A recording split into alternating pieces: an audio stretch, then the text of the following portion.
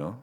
포도원에 관한 이야기가 여러 번 나오는데 먼저 구약에서 보면 이사야 5장에서 하나님께서는 이스라엘을 포도원에 비유를 해가지고 포도원을 심고 가꾸고 하는 그런 이야기가 나오는데 하나님께서 최상의 조건, 최상의 포도를 심었는데 맺은 것은 어떤 포도라고요? 들포도를 맺었다는 그런 이야기가 이사야 5장에서 나오고 오늘 신약에서는 또 마태복음 21장 오늘 우리가 읽었던 이 본문에서도 포도원 이야기가 나오는데 우리가 읽었던 32절 다음 33절부터도 포도원 농부의 비유가 나오는 겁니다. 그러니까 21장만 해도 마태복음 21장만 해도 28절부터 32절에 두 아들의 비유에 대해서도 포도원에 관한 이야기가 나오고 그리고 33절부터 마지막 절까지 포도원 농부에 대한 비유가 나오는데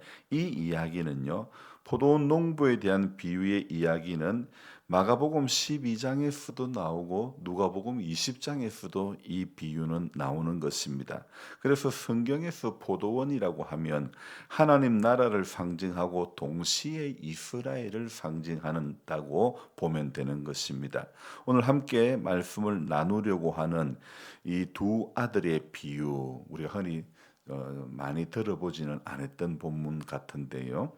이 두 아들의 비유에서도 이제 배경에 포도원이라는 장소가 등장하고 있습니다. 그러니까 오늘 28절에 보니까 어떤 사람에게 두 아들이 있는데 그보다 먼저 앞에 그 부분에는 그러나 너희 생각에는 어떠하냐 이 부분을 이제 좀 이따가 뒤에 제가 말씀드리려고 하는데 어떤 사람에게 두 아들이 있는데 그래서 이 어떤 사람은 포도원을 소유하고 있는 한 사람이었죠. 근데 이 사람에게 두 아들이 있는데 이 그 마지에게 어느 날 아버지가 오늘 포도원에 가서 일하라 이렇게 하니 이 마지는요. 29절에 대답하여 이르되 예 아버지 가겠습니다 해하고는 가겠다 해놓고는 가지 아니하고 그리고 30절에 둘째 아들에게 예 너 포도원에 와서 일 좀 해라 했더만은 대답하는데 싫습니다 하고 싫습니다 말하고 그리고 그 후에 뉘우치고 갔다 그렇게 성경은 이유 이야기를 하고 있지 않습니까? 29절에 이 첫째 아들이 아버지의 말을 들었죠. 네, 알겠습니다. 들었죠. 그런데 듣자마자 네, 가겠습니다. 하고는 가지 않았지요. 곧이어 이 30절에는 둘째 아들에게 얘 너 오늘 포도원에 가서 일해라 그랬을 때 싫습니다 하고는 뉘우치며 갔다는 이 이야기 가겠다고 했던 첫째 아들은 아버지 가겠습니다 놓고 가지 않고 안 가겠다고 싫습니다 했던 둘째 아들은 싫다고 해놓고 뉘우치고 갔다고 합니다. 그리고 31절 볼까요? 이 둘 중에 누가 아버지의 뜻대로 하였느냐? 여러분은 어떻게 누가 아버지의 뜻대로 한 사람이라고 생각합니까? 오늘 성경은요. 둘째 아들이라고 이야기하고 있습니다. 둘째 아들이니이다. 근데 이 말은 누가 한 말입니까? 28절 시작할 때 그러나 너희 생각은 어떠하냐? 이 너희가 누구냐 이겁니다. 그러니까 우리 23절로 돌아가 봅니다. 예수께서 성전에 들어가 가르치실 때에 누굽니까? 대제사장들과 백성의 장로들이 나와 이르되 네가 무슨 권위로 이런 일을 하느냐 또 누가 이 권위를 주었느냐 그렇게 묻는 사람 바로 대제사장과 백성의 장로들을 이야기하는 것이죠. 그러니까 둘째 아들이 아버지의 뜻대로 했다고 했던 말한 사람은 누구라고요? 바로 오늘 23절에 등장하는 대제사장과 백성의 장로들로 보면 되겠죠. 자, 오늘 이 이야기 아버지의 말씀을 듣자마자 예 가겠습니다. 아버지라고 답했던 아들. 아버지는 이 아들의 대답에 시원한 대답에 정말 고마웠을 것입니다. 그렇게 아버지는 포도원으로 갔을 것인데 그런데 아무리 기다려도 첫째 아들이 오지 않습니다. 대답은 했지만 생각해 보니 일하러 가기 싫은 것인지 가지 않은 것이죠. 다음으로 아버지 눈에 보인 아들은 둘째 아들이었죠. 일하러 온나 이랬을 때에 이 싫습니다 했던 그 둘째 아들이지만은 둘째 아들은 포도원에 왔다는 것이죠. 자, 뉘우치고 근데 그냥 간 것이 아니고 뉘우치고 갔다 이야기하죠. 자, 이 이야기 두 아들의 비유에서 아버지의 심정을 토로하고 있는 아버지의 속마음을 이야기하고 있는 구절은 아무리 찾아봐도 나오지 않습니다. 그러니까 아버지 마음에 있는 섭섭함, 온나 일하러 좀 온나 했을 때에 예 아버지 해놓고 오지 않는 아들 싫습니다. 대답부터가 벌써 아버지의 마음을 속상하게 했던 그 아들이지만은 둘째는 또 왔다는 것. 이 아버지 그런데 이 이야기의 몇 절 안 되는 5절입니까 4절입니까? 이 짧은 그 구절 안에 아버지의 심정은 하나도 기록되지 않는데 자 이거 좀 특이한 본문이라고 볼 수 있죠.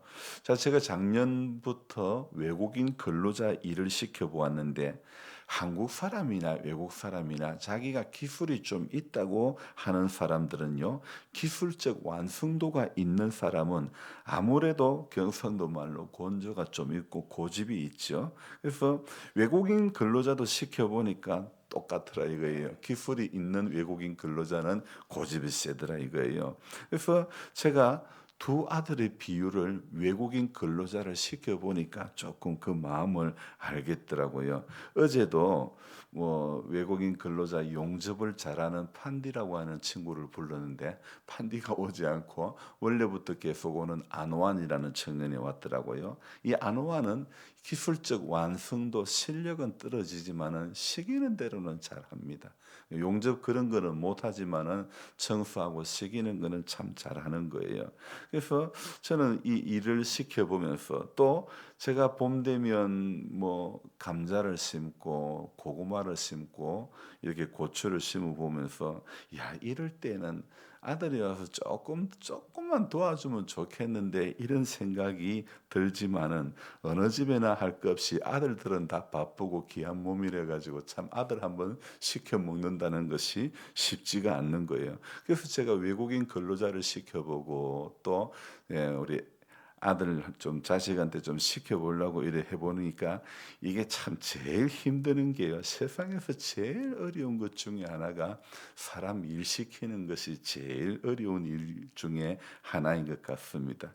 그래서 용접할 일이 필요해서 불러도 오지 않고 또 안 부를 때는 자기 안 불러준다고 삐져가지고 또 안 오고 그런 모습들 참이 일을 시킨다는 것이 참 쉽지가 않아요. 그래서 저는 이 일을 시켜보면서 야, 이 오늘 이 본문에 나오는 아버지, 포도원을 가진 이 아버지의 마음은 어떨까? 성경에는 그 아버지의 섭섭한 마음은 하나도 기록되어 있지 않지만은 참 다 일일이 말 못하는 그런 사연들인 것 같은 생각을 해봅니다. 그러면서 동시에 교회도요. 기술적으로 뛰어난 사람, 개인적인 역량이 뛰어난 사람이 필요한 것이 아니라 하나님 말씀에 순종 잘하는 사람이 필요하다. 이런 생각을 해보았습니다. 그래서 둘째 아들은 싫습니다 하였지만 뉘우치고 갔고 첫째 아들은 예 가겠습니다 해놓고 온다 간다 아무 말도 없이 펑크를 냈죠. 사람 불렀는데 펑크 내고 일 이렇게 안 오면요. 봄에 우리 마을에도 농사 아무도 못 짓습니다. 이게 이제는 한국 사람만으로는 우리 마을에도 작년에 제가 수박 농사만 할 때 제가 할 때만 해도 최고령자가 83신 분이었는데 83신 분이 세 분이나 오셔서 일을 했는데 아니 제가 일하실 모습을 보면서 아니 저분들 저 모습으로 내년에 일하시겠나 아니나 다를까 우리 교회 나오시는 옥방댁 할머니도 겨우 농사 손 놓고 나니까 밭에 일 손 놓고 나니까 걸음 걷는 것조차도 왜 그렇게 힘들고 어려운지 몰라요. 그런데 그 몸으로 작년까지 일했다는 것 참 이거 쉽지가 않은 일이지요. 근데 그렇지만 그런 사람이라도 오셔서 일을 하니까 오히려 또 그런 분이 일할 때는 아픈 줄도 모르고 일을 한다니까요. 그래서 일하시는 일을 불렀는데 뻥꺼내 버리면요, 어떤 농사도 할 수가 없는 거예요.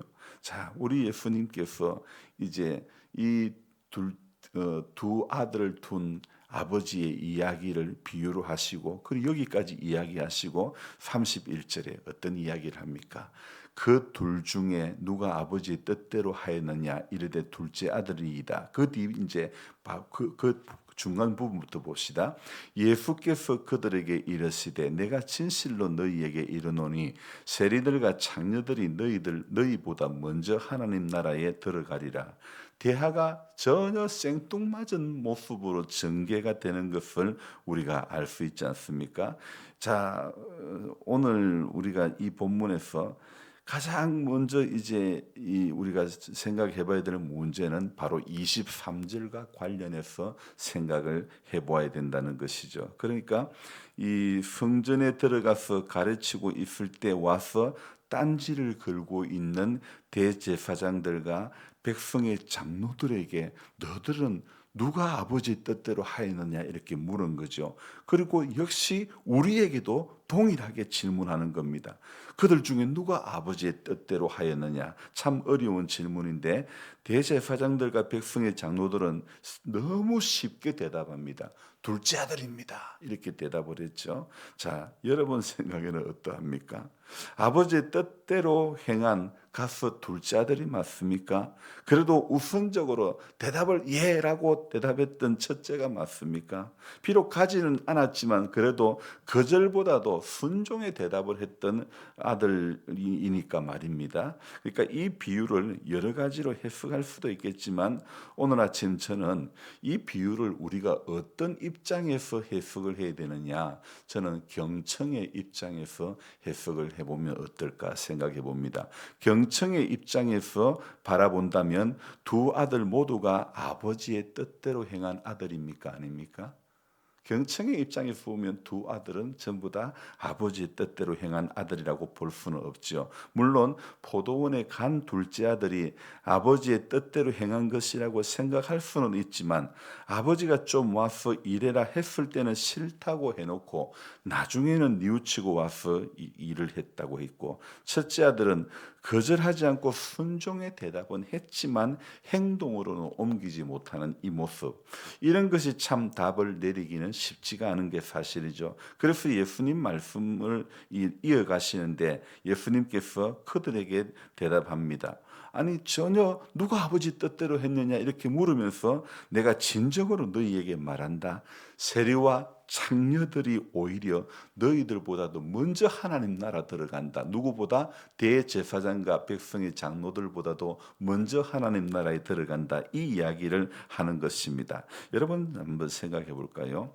대제사장들과 백성의 장로들은요, 제일 듣기 싫은 말이 바로 이 말입니다. 예수님은 거침없이 지금 대제사장과 백성의 장로들이 제일 듣기 싫은 말씀을 거침없이 하고 계십니다. 하나님 나라의 명당은 우리 것이다 이렇게 생각하던 이 대제사장과 백성의 장로들을 향하여 완전히 그들의 생각을 산산조각 내는 그런 모습을 우리는 볼 수 있지 않습니까? 그것도 자신들이 가장 혐오하고 정오하고 경멸하는 바로 세리와 창녀들이 먼저 하나님 나라에 들어간다고 생각하니 아무리 생각해도 화가 머리끝까지 난 것 같습니다. 우리는 오늘 이 두 아들의 비유에서 우리가 결국은 그러면 나는 어떤 종류의 신앙인인가, 이 문제를 한번 생각해 볼 수 있어야 하지 않겠습니까? 나는 예 가겠습니다 하면서 가지 않는 사람, 이런 부류의 사람인가? 아니면 또 싫습니다. 저 하기 싫어요. 저 어떤 일도 맡기지 마세요. 그러놓고는 뉘우치고 했던 그런 사람인지. 물론 아버지는 첫째, 둘째 없어도 포도원을 다른 사람을 썼으라도 저는 충분히 이끌어 가실 수 있다고 생각합니다. 물론 저도 마찬가지입니다. 우리 아들이나 사이가 없어도 조금 심는 거야 얼마든지 할 수 있습니다. 그러나 아버지의 입장에서는 그래도 같이 해보고 싶은 마음이 있는 거예요. 뭘 하나 만드는 것도 야 이런 음식이 이런 작물이 만들어지는 이 수고 이 과정에 야 이런 힘듦이 있구나 그런 것들을 그렇게 알려주고 싶은 거예요. 그리고 또 저도 해봐야 농사 지으면서 수고한 그 손길들의 고마움들을 알게 되는 것이고 지금에야 없지만 예전에는 다 이렇게 교인들이 성미를 거두어 이렇게 주는데 제가 전에 그런 말씀 드리지 않았습니까? 성미가 좋은 쌀이든 나쁜 쌀이든 우리 성도님들이 이렇게 조금씩 성미 주문에 가져온 거는 어떤 분이 그러더라고요. 이거는 떡에 묻고 목사님 좋은 쌀 싸드려야 된다. 저는 그런 생각 안 합니다. 좋은 쌀이든 나쁜 쌀이든 우리 성도님들이 마음으로 한 것들은 그거는 가릴 게 없다. 좋은 쌀이든 나쁜 쌀이든 기도하고 먹으면 되는 것이지 목사라고 좋은 쌀만 먹어야 된다는 그런 건 절대 없는 것입니다. 그래서 우리 저는 중심이 그런 거예요. 이게 같이 일을 하면서 이 과정이 힘들구나 같이 공유해보고 같이 느껴보고 싶은 같이 체휼해보고 싶은 그런 게 중요한 것 아닐까요? 제가 이 농사를 지어보고 또 일을 이래 해보는 것도 우리 성도님들의 삶의 자리를 조금 더 가깝게 생각해 보려고 하는 것이거든요. 오늘 23절에서 보니까요. 23절에 나오는 대제사장과 백성의 장로를 결국 이 두 아들의 비유는 대제사장과 백성의 장로를 깨우치기 위한 그런 내용이라는 것이죠. 그래서 오늘 저와 여러분들이 바로 이 두 아들의 비유가 주는 교훈의 핵심이 뭔지를 알아야 되는 것입니다. 지금 우리 예수님의 말씀을 대제사장들과 백성의 장로들도 또 세리들도 장녀들도 모두가 우리들도 듣고 있습니다. 자, 그런데 듣는 것까지는 누구나 다 할 수 있습니다. 그런데 진짜 경청은 반응과 변화로 이어져야 그게 진짜 듣는 것 아니겠습니까? 예수님이 바로 이 이야기를 하는 겁니다. 그래서 오늘 우리도 듣고 반응이 있어야 하는 것입니다. 듣고 순종이 있어야 되는 겁니다. 듣고 변화가 있어야 되는 것입니다. 예배의 것은요, 여러분 축도가 아닙니다. 예배의 것은 내게 변화가 있을 때에 진정한 예배 드림이 거기에서 완성이 되는 줄로 믿습니다. 그래서 이날 한날도 살아가면서 아버지 뜻대로 한다는 것. 참 이 오늘 두 아들의 비유가 좋은 우리에게 교훈이 되는 것입니다. 가겠습니다 해놓고 가지 않는 부류. 싫습니다. 난 싫습니다 해놓고 뉘우치고 간 이런 이야기. 어쩌면 우리들의 모습은 바로 이 두 아들의 모습과 같다고 생각되어집니다. 그러나 주님이 정말 이 이야기를 통해서 교훈하고자 하는 것은 결국은 우리에게는 말씀을 듣는 우리는 어떤 반응을 보여야 되고 어떤 순종, 이 반응은 결국은 변화로 이어져야만이 하나님께서 우리에게 말씀을 주신 목적, 예수를 만난 그 이유가 다 이 변화에까지 이어질 때에 주님을 참되게 믿는다. 그렇게 말씀을 할 수 있는 것 아닙니까? 어제 간증자인 최경주 장로님도 예수 만나고 또 도와주는 또 사모님 만나고 참 그래서 좋은 이게 또 훌륭한 선수로 그 나이에 이르기까지 현역에서 또 일할 수 있는 것도요 하나님의 놀라운 은혜가 아니고 무엇이겠습니까? 어떤 지금은 고인이 되신 영주제일교회 장로님이 이발관을 하신 분이 70이 넘으면서 제가 이발을 하러 가면 우리 직업이 참 좋은 직업이다 이랬는데 이 나이가 70이 넘어도 나오면 돈 얼마씩 벌어가고 하니까 참 좋다 그러시는데 그 최경주 장로님도 보니까 참 그 연세, 그 나이에 그래도 이렇게 현역에서 일할 수 있다는 것도 얼마나 하나님 은혜가 아니고 무엇이겠습니까? 여러분, 하나님께서 오늘도 우리에게 주신 이 한 날요, 우리는 하나님 말씀 앞에 순종 잘하고 우리 반응을 잘하고 또 그 반응이 결국은 변화에까지 이어질 수 있는 그런 성도가 되어야 될 줄로 믿습니다. 그럴 때에 다니엘 기도에 나왔던 그런 저 수많은 간증자들처럼 우리 삶에도 하나님의 놀라운 역사, 변화의 역사를 하나님은 일으켜 주실 줄로 믿습니다. 기도하겠습니다. 좋으신 하나님 아버지, 고맙고 감사를 드립니다. 하나님께서 이날 한날도 우리의 새벽을 깨워주심을 감사드립니다.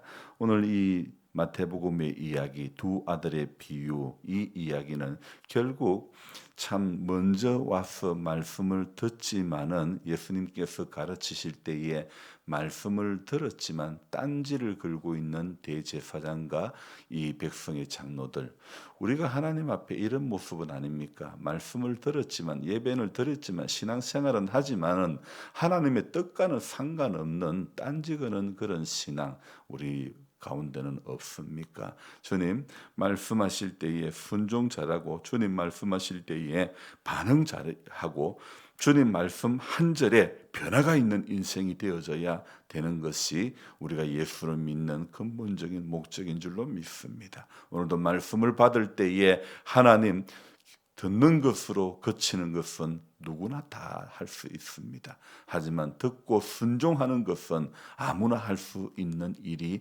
아님을 다시 한번 깨달았습니다. 하나님 교회를 섬기는 우리 모두가 듣고 순종하며 듣고 반응하고 듣고 변화에 이르기까지 이어지는 그런 놀라운 역사가 우리 교회 가운데 일어나게 하여 주시옵소서. 감사를 드리며 예수님의 이름으로 기도드리옵나이다. 아멘. 간절한 마음으로 주를 기도합니다.